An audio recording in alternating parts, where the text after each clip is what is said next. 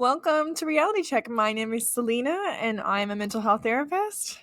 My name is Jacqueline. I am the producer and co-host. Alrighty.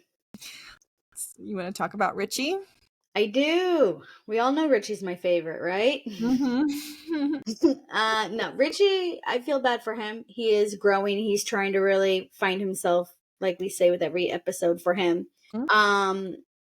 But he's kind of caught in a lie, and old Uncle Cicero gets him out of it. But he is the right-hand man to Mikey. You can tell that. He is definitely... I think when Mikey died is when he lost himself. Because he had a place. I think he was already lost. Well, I'm saying in the family. I think the whole family crumbled when Mikey died. I don't think it was just Mikey. I think everyone crumbled. Just Richie? Yeah. No, I think everyone crumbled in the family. No one had I know, any but you left. said just Mikey. Or just Richie. Just Richie. When Mikey died, everyone crumbled. I think Richie has always been lost. I feel like he asked Cicero, he says, what did he say to Cicero? Richie said, doesn't feel like he's living up to his potential at the beef, and he wants to learn. That to me signals that he's already lost. Yeah. And he lies about it. Yeah. To Tiffany. He says he already has the job when he doesn't. It's very much on par with him. Yes. He's the same person. He's the same person. I guess I just feel like there's a personal life and a work life. And I feel like he's lost more. He's lost, yes, you're right. He's lost in both, but I feel like he's lost more in this moment when, Mikey dies. So, something to know. I like that you brought up the personal life versus work life. Your patterns will repeat inside your professional life in the same way that they will repeat in your personal life. You do not cease to exist. So if he is feeling lost in his personal life, he's probably also feeling lost in his professional life. If he's feeling insecure, which we know that he does feel insecure, he's like, is our daughter going to like us? Right? Yeah. Feeling unsure. And he's also feeling unsure about his job. So much that he felt the need to lie to his wife, or future wife, about having a job. Yeah. He didn't, in fact, secure a job. Yeah. No, I get it. Poor Richie. If we're going back to attachment styles, Richie would be categorized as avoidant attachment style. It is very classic avoidant to avoid conflict, to avoid emotional connection. A lot of times we'll see in the background they're making things, trying to make things happen, trying to find shortcuts, things like that. And then it'll come out, hey, I've done this thing. And what happens to someone who's in a relationship with someone who's avoidant attachment, they feel blindsided because they didn't know all of these things were happening in the background. And it's like, well, actually, I haven't had a job for 6 months, but now I have a job, so everything is fine. So the wife is probably like, what? Right? She probably feels blindsided. That's very much classic avoidant. Yeah. Yeah, I see that. Poor Richie. Oh, Richie. Something else to know, we get a little bit more background history with Richie. I think he wants to be a good dad, right? And we have seen him exhibit good dad behaviors, which has been great. Him and Tiff were talking about, let's not be like our parents. And so they started naming things off that their parents were. A vindictive vampire, a psycho, an alcoholic, and then Richie alludes to like, hey, at least I'm here, right? Alluding to one of his like family figures was not even around. So we have some more background information on why he behaves the way he does. He didn't have a stable upbringing. Right. Not at all. Yeah. Yeah. Poor Richie. That's all I can say is poor Richie. Poor Richie. Name of the episode. Poor Richie. Yeah, literally. This character is not big. I don't know if you wrote on him, but I want to talk about Steve. You want to talk about Steve? What do you want to talk about Steve? He is kind of the glue to everything in a way, in my perception of it all. Because when Mikey was going off the rocker with his fork, he was like, Mikey. And Mikey was like, not now, Steve. Do your shit later. You know? When he was sitting there listening to him telling stories, he was like, oh yeah, like, I don't know. I know he's the in-law, but they treat him differently than they do Pete. Like, they really talk to Steve. They really look up in a weird way to Steve. But they call Because, him gay. yeah, they did. But at least they're not ignoring him like they do Pete. At least they're not telling him he's insignificant and your shit sucks and they threw out his fish. You know what I'm saying? Like, they kept his fish. There's 7 fishes. There were that many people there. Like, We don't know that he brought a fish, though. Michelle did. They're married. Mm. So, you know what I'm saying? So, yeah, like, I just look at it as, like, they really do, there's something about him that because Mikey was giving him his full attention. Richie was, like, arms all over him, talking to him, No one does that with Pete. It's like the minute Pete walks in the room, everyone's like, oh, why is he in this room? Right. So do you think the difference between Pete and Steve is Steve's been around for a while? Pete has not. Pete hasn't been around long enough to know that everyone tiptoes around Mom. Steve has been around long enough to know that we tiptoe around Mom. Right? He was in the conversation when Cicero was like, I smell darkness a brewing, or whatever he said, right? Like, shit's about to go down. He was the first to hug Natalie when Mom did her thing. Yes, I think Pete has a very interesting role that he is on the outside, but he can be a comforter. So he was there to comfort Natalie. He tried to get Mikey to not throw the fork. And then he said his grace that he was very uncomfortable with saying, his little prayer / speech. It was very a good uncomfortable, one. but he's good at de-escalating. Yes. He tried his hardest to de-escalate. He knows that he's on the outside.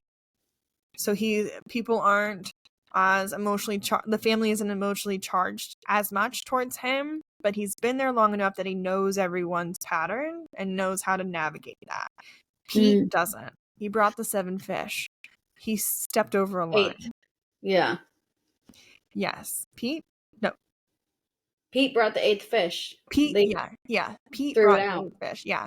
And Sugar threw it out because she was like, Mom is already going to explode. Like, why would you do that?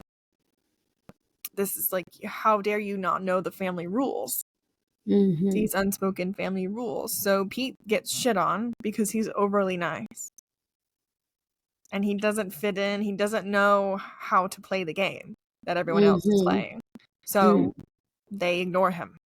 He's not part of the gang. Pete. Poor Pete. He's too nice. He won't yell with people. He won't Neither does Mike or Steve. No, Steve does not yell. But Steve doesn't engages in a way that's very tactful. He will play with the family. He will engage in the family rules. But he's not yelling. But he's playing the game. Pete doesn't know the game. He doesn't know any of the rules. So he shows up with the 8th fish thinking he's being helpful, but really he has no idea that he's actually, if he brings the 8th fish, that Mom's going to blow her lid. Yeah. Steve gets that. Mom will blow her lid, so he doesn't bring the 7th or the 8th fish. Yeah. Yeah. Yes. I guess I felt bad for Pete because in that moment, even though, Mom was going to blow her lid, Sugar was not a partner in that moment. Sugar was not there for him in this family dynamic. No. Because Michelle is glued to the hip by Steve. Where she is, he is. Where he is, she is. Because she knows her family. He knows her family. You don't leave a single person alone in a room because something will happen. And I think Sugar, and this is kind of where I'm like, yeah, I feel bad, but at the same time, it's like Sugar was not a partner. She was not, okay, Pete, like I know you brought it. I told you not to. Like it wasn't a different scene. It was you brought it and I told you not to and threw it out versus a look, a moment of check-in, like the Four Christmases. Yes. So there's lots of things to keep in mind here. Michelle is just a cousin. She's not a daughter.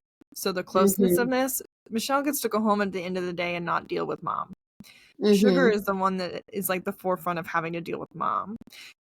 Therefore, Sugar is definitely more dysregulated and more in her anxious brain and more in her like fight, flight, freeze mode. Whereas Michelle doesn't have to be there because she's not the one that has to fix the problem. Yeah, clearly. She said, yes, you are. You right. are. Michelle You are feels something. Sugar would never say that. Mm-hmm. Carmi would never say that. Mikey would never say that. Mm-hmm. Michelle is removed enough that she can say that because she gets to go home at the end of the day. Whereas the three of them have to go and pick up the pieces. So it makes sense of why those two are able to like connect and be together and like be by each other's side. Sugar's so dysregulated about what's happening. She doesn't have space to like take care of Pete. Her mom and Mikey are all consuming, and probably Carmi too, all consuming, that she doesn't have space for Mikey. Like, why don't you just like get this? Like, I'm just gonna throw it away. It's easier to like take my anger out on you She doesn't have because space I for know Pete. that you'll be okay later. But if I take my anger out on my mom or Mikey or Carmi, like shit's gonna hit the fan. Yeah, I get that. I'm just saying from outside looking in, watching it. Oh no, it's not great.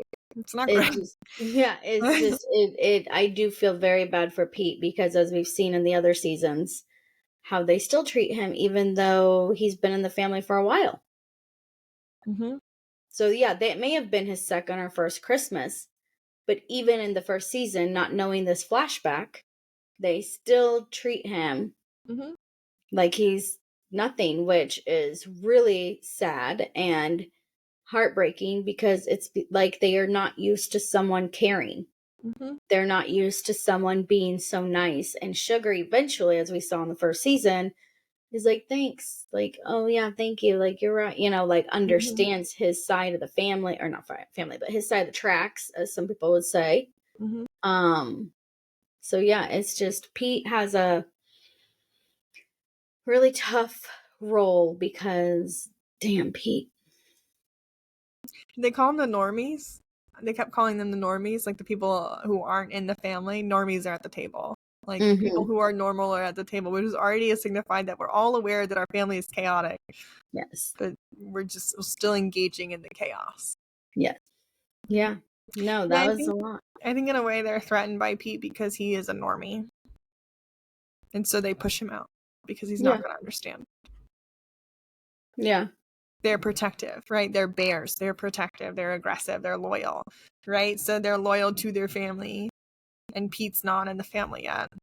He hasn't proven himself to be a part of that. Yeah, I really loved how they talked about the bear. Because everyone in that family is nicknamed Bear due to Berzado's, that name. And I liked what... Which I Googled and doesn't mean anything in Italian. Of course you did. I was like, does that mean bear? No, I couldn't come up with anything.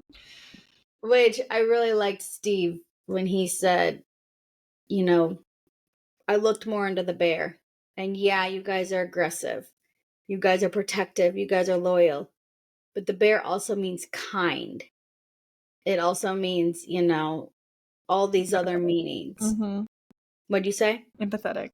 Empathetic. Yeah, it also means all these other things. And that's when the mom started crying. This episode was a lot. Yeah, it was. It was a lot, but we got through it. We did it, and never again. Never again. I don't know. There's no guarantees.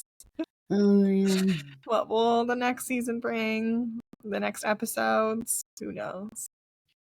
So, be sure to care for yourself. This was really heavy.